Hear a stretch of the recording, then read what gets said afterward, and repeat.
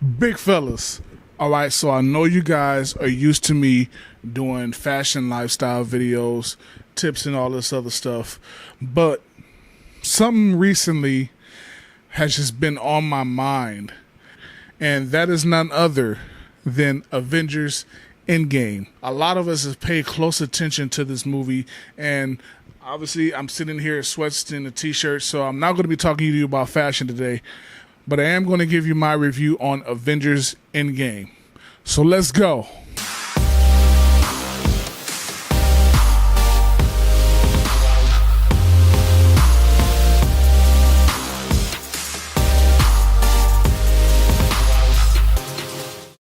So what's up, big fellas? Thank you guys for tuning in to another episode of my channel. And if you like the content and information, go ahead and hit that subscribe button as well as the bell notification icon so that you're notified any and every time that I drop some new heat. Also, follow me on Instagram at Dondrick_Ray. Also, to help keep this channel going, donate to my Patreon. The link will be right in the description, as well as some Amazon links. So if you're planning on shopping on Amazon in the near future, go ahead and hit one of my links. You do not have to buy what is linked in order for me to get credit. Anything you buy within a 24-hour period, I will get credit for. So help me out by doing those two things. Now let's jump into this content. So Avengers Endgame. This is a movie that I've personally been looking forward to literally since the snap. You should have gone for the head. And I was sitting here trying to figure out how the Avengers were going to end up avenging that situation. So I literally been waiting for this movie for over a year. I've been watching YouTube videos on what people think was going to happen, and I was just so invested in this movie. I was so invested in these two movies that I feel like this is really a historic event in pop culture. It's one of those events in pop culture, especially to the male species, that is just that point in time where everything stood still and we were waiting to see on what happened. So I'm gonna give you my review on the movie, and beware, there are spoilers going to come up. So if you have not seen the movie, I feel like I give you ample time. It's almost over 2 weeks after the movie came out, so I feel like I gave you guys ample time. So if you have not seen the movie, go ahead and click out of this video, watch something else. But so we're gonna jump right into it. My assessment of the movie, I give it a 9 out of 10. And there was I guess one major thing that I didn't like, but we'll get into that a little later. But as we progress throughout the movie, obviously the beginning is kind of slow. But it's not slow in a bad way. It's actually setting up the storyline, and it's actually bringing together each individual character's storyline and story arc, so that by the end of the movie it will feel a whole lot more satisfying that some character story arcs are ending, or some character story arcs are being resolved. It just made it more satisfying. Starting with, I guess, who started it all, Iron Man. He was obviously stuck in space with Nebula, and Captain Marvel ended up saving them, bringing them back down to Earth, because I think at that time they said maybe he had about 12 hours left of oxygen on that ship, so he was getting ready to die. And Captain Marvel ended up saving them, bringing them back to Earth. I'm not going to explain the whole movie, but when they got back down to Earth, Iron Man and Captain America haven't had the greatest relationship. They've always been on opposite sides when it comes to certain things. I'm not afraid to get no man.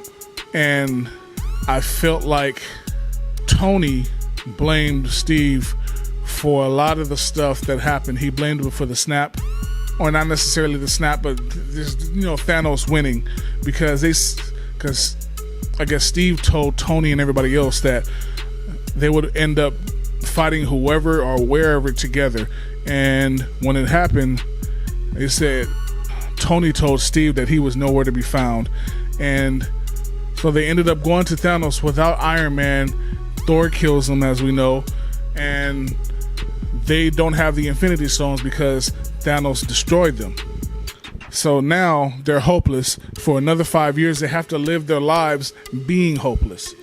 And now here's where the movie starts to move along a little bit, is when Ant-Man gets out. And it's funny, I seen a meme on the internet that said that the savior of the world was actually the rat that freed Ant-Man from the quantum realm, which is pretty funny to me.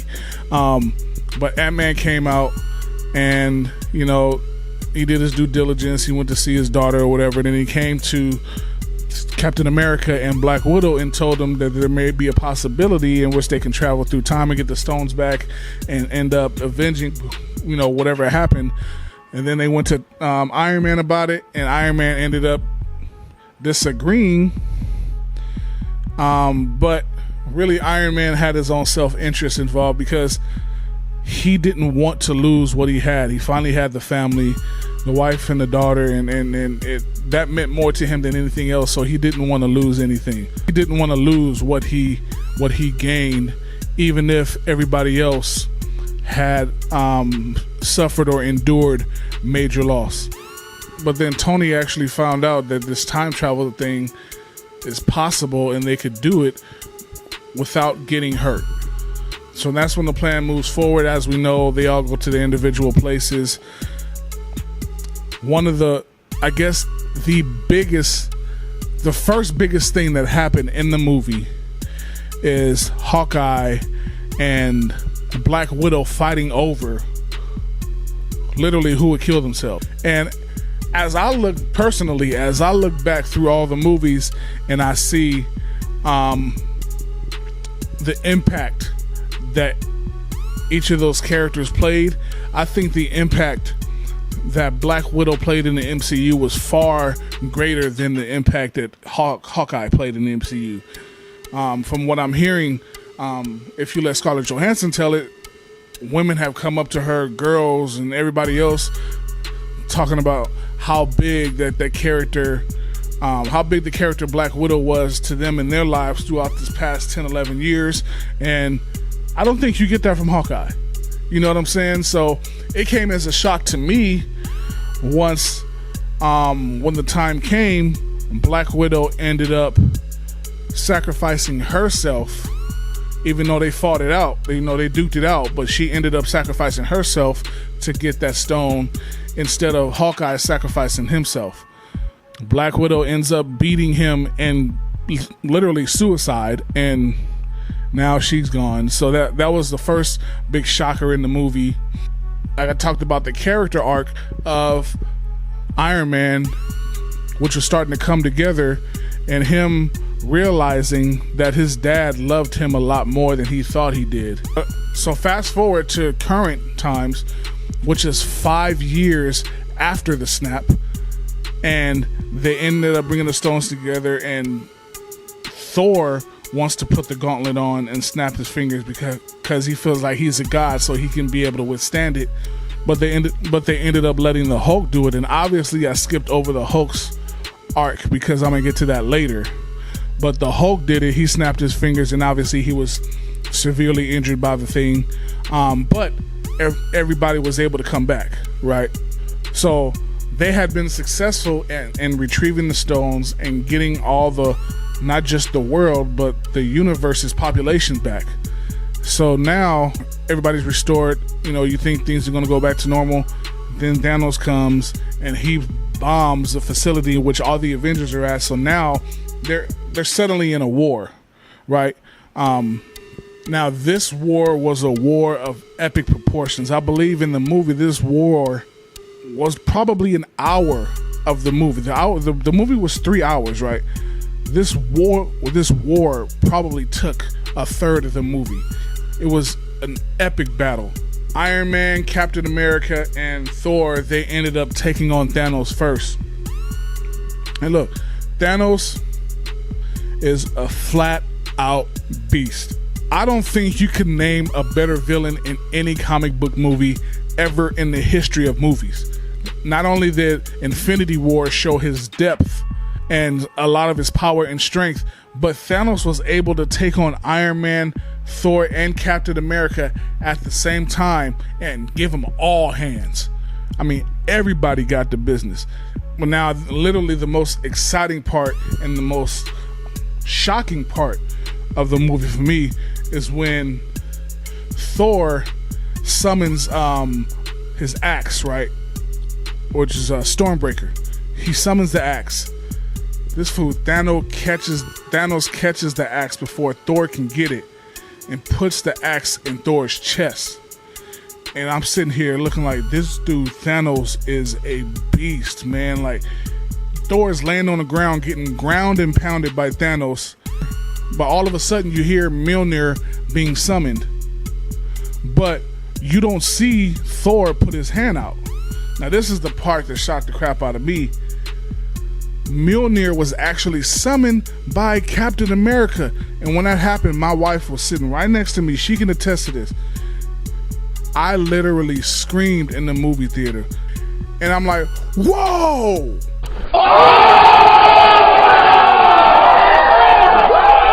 I did not expect that. Look, I wasn't a fan of the comic books, right? So I didn't know that was even a possibility. I didn't know that was coming.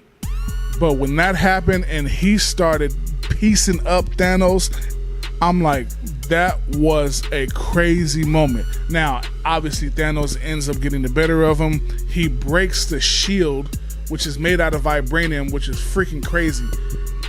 He broke the vibranium shield. And then he ends up, getting knocked out with the half-broken shield. And then Thanos summons his army out of space. They end up coming through, and it's this big, massive army with hundreds of thousands of warriors, all from different planets, different species. They're all coming to take this Infinity Gauntlet. But let me tell you how big of a G this fool Captain America was, right? He's on the ground. He gets up and realizes that he's in a losing battle with hundreds of thousands of warriors. He looks down at his broken shield, and in his mind he just says, forget it. He straps up the shield, tied her on his arm, and he still walks towards the battle. Nobody else, none of the Avengers are left in sight. He's going up against 1 million dudes, and he still walks towards the battle. After that, if you don't think Captain America is a straight up G, then I don't know what to tell you. But he takes a couple steps, and while he takes a couple steps, and Sam comes in his comms in his ears as, hey, Captain, on your left. And now this is where the party starts, because now the rest of the Avengers and all the armies come together. Black Panther comes out of the portal first, and the theater erupts. But if you think that for 1 second the Black Panther meant a lot to black people and black people only, you are sadly mistaken, because that theater erupted. I mean, how many people were in that theater at the time when I went were black? Maybe 20% black in that theater. But the theater erupted when they saw the Black Panther, and all the armies come out behind anybody that was ever a hero in the MCU, besides the ones that have been killed, obviously, was in that lineup, which was a phenomenal moment in that movie. Phenomenal moment in that movie. And now we knew that the war was on. And in the middle of the war, Thanos' ship turns their cannons from the fight, and it points the cannons upwards into the clouds, shooting up into the clouds. Who do you think was coming down? Captain Marvel. Now, they made Captain Marvel a beast in this movie, right? She literally took down that entire ship by herself, right? And without the Infinity Stones, she could have beaten Thanos one-on-one. So the character of Captain Marvel is a flat-out beast, right? But I gotta be honest with you guys. Watching Endgame and watching Captain Marvel maybe a few weeks prior to me watching Endgame, it's nothing against Brie Larson personally. They just casted that character wrong, in my opinion. She just doesn't fit the bill of a superhero to me. And if you have hate in the comments, hey, bring it. I would love to hear your opinion on Brie Larson as Captain Marvel. But for me, she just didn't do it. The character itself was dope, but Brie Larson as Captain Marvel, I think they could have done a better job casting that character. But whatever. And now Tony comes and fights him for the stones. He ends up getting Tony or Iron Man off of him. And then he does the snap again, right? But this time he doesn't have the stones. Guess who has them? Tony Stark has been a character who's obviously been known as being selfish and not really caring about anybody but himself or his own self-interest.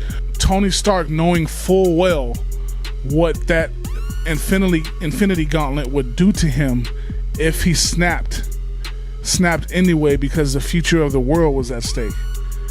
So he literally put his life on the line, knowing how detrimental that snap would have been to his life, and uses one of his most famous phrases that Tony Stark could have ever used in any of the MCU movies. And I am Iron Man. And then, by the end of the movie, Iron Man ends up dying. Sam gets the shield while Steve goes back in time to actually live his life with Peggy. And all these story arcs end up coming to a close. Now, two characters I didn't really... Now, two things that I didn't really mention during this were Thor and the Hulk. Now, I hated to see Thor in that condition. I hated to see fat... Look, Thor looked like me in the movie, all right?